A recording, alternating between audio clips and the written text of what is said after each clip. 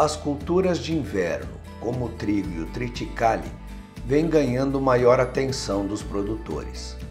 Não apenas na busca de maior produtividade, mas também quanto à contribuição que elas podem ter no sucesso das culturas de verão, como a soja.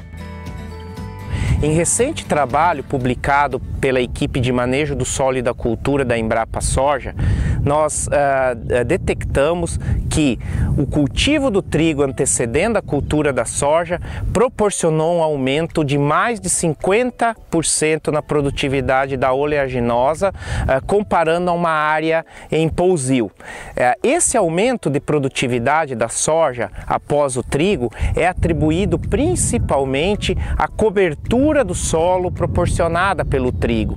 O trigo tem uma grande capacidade de cobrir o solo e essa palha produzida pelo trigo ela é persistente, então essa cobertura permanece por praticamente todo o ciclo da soja.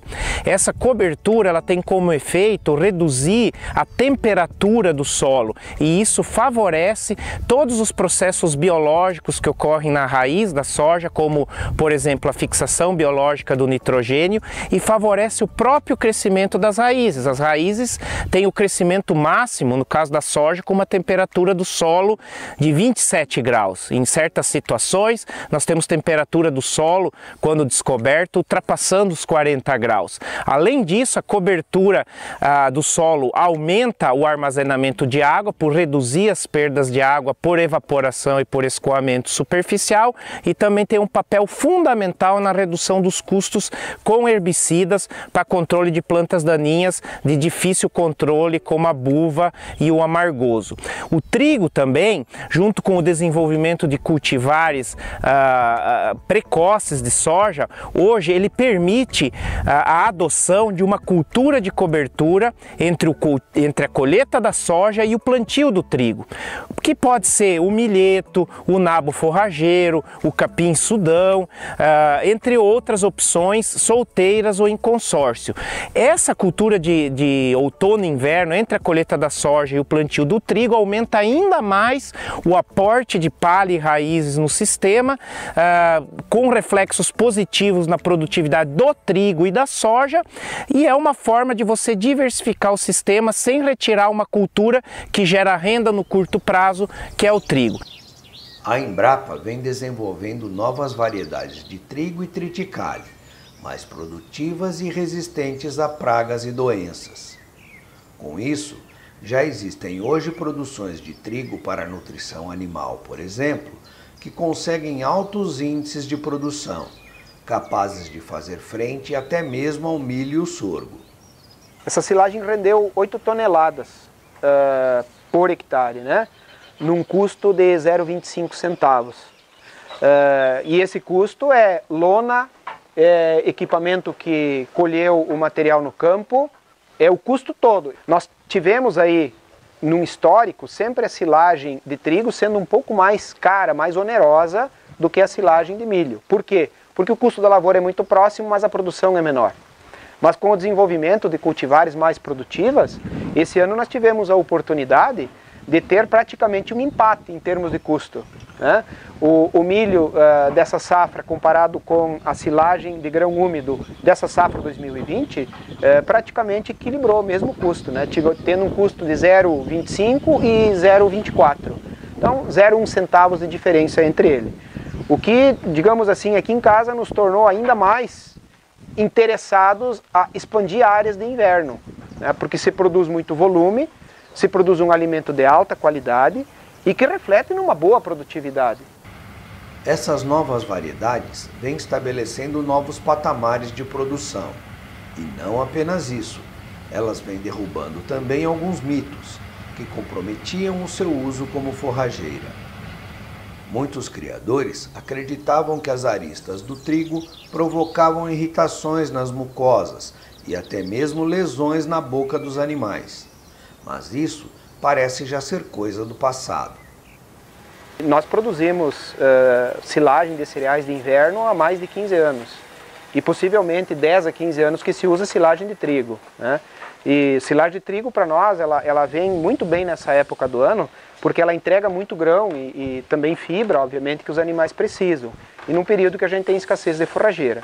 Então, como vocês podem ver os animais pastejando, é trigo, né? Elas estão 100% com dieta à base de trigo e alguma suplementação de concentrado para equilibrar o teor de energia, de proteína e de minerais na dieta. Durante todo esse tempo nunca vimos uma lesão de boca ou algum animal que tenha refugado, não tenha ingerido satisfatoriamente esse alimento. Nunca foi problema. As maiores estrelas da Embrapa hoje, o trigo BRS Reponte e o triticale BRS Saturno, caíram no gosto dos produtores, que vem aumentando significativamente a área plantada. Trata-se de uma cultivar de triticale que nos chamou muita atenção e nos levou a multiplicar esse material devido à sua excelente sanidade genética. Ela tem uma excelente resistência à grande maioria, praticamente todas as doenças que acometem a triticultura aqui no sul do Brasil, né?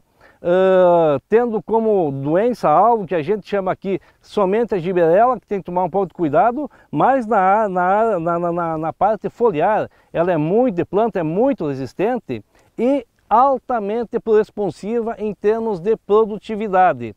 Um dos grandes motivos também que nos levou a fazer a multiplicação das sementes de triticale BRS Saturno foi a otimização do vazio outonal de inverno, onde o produtor tem uma disponibilidade maior de área, né, para multiplicar o seu alimento, que entra na sua dieta da nutrição animal.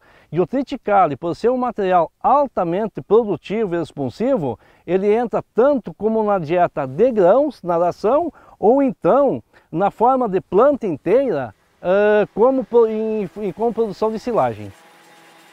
Estamos aqui numa parcela da BRS Reponte, uma cultivar de trigo que vem chamando muita atenção pelas principais características que ela tem. Primeiro a observar é com relação à sua precocidade. É um material que está espigando com 80 dias, um material que nos permite plantar na época ideal, sem com que haja atrasos aí no plantio do soja devido à colheita do material. Outro ponto muito importante da cultivar é com relação à resistência das principais doenças. Então o pacote fitossanitário dela é muito bom, principalmente o ídio, giberela e manchas, certo? Então aqui com esse material a gente consegue um custo-benefício muito interessante, né? Intensificando a lucratividade por hectare, porque a gente consegue aí, reduzir custos, principalmente com fungicidas, né? Nas nossas áreas comerciais a gente consegue fazer de uma ou no máximo 2 aplicações de fungicida durante toda a cultura, ou até mesmo nenhuma aplicação em alguns casos, né? Então a gente está conseguindo elevar muito a nossa lucratividade por hectare numa cultura de inverno, né? Retornando os lucros aí, nas culturas de inverno e com redução de riscos aí devido às geadas tardias, com material um ciclo rápido acaba que apronta mais cedo.